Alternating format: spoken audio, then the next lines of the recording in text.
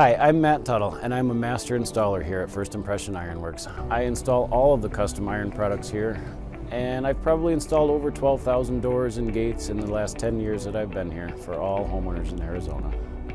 You know, my favorite part about the installation process is the challenge of each custom install and presenting the final product to the homeowner. When I arrive, homeowners are typically excited to see me pull up. A lot of customers only get to see their door on paper or a CAD drawing. And once I show up and present it, they can't wait to see it even in the back of the work truck. At first, I like to answer any initial questions they may have about the install and set the expectation of how long the process will take. After all the questions are answered, I get started on their custom iron install. Once everything is completed, I like to join the homeowner in the front yard to reveal their new custom door or gate. It's really great to see our customers react for the first time when they see their newly installed iron product. Their usual response is, "Wow, I love this," or "This is even better than I expected."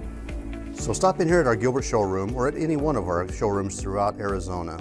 You can check out our website for showroom hours or simply make an appointment, and I'll be happy to help you design a door or gate to fit your home and your budget.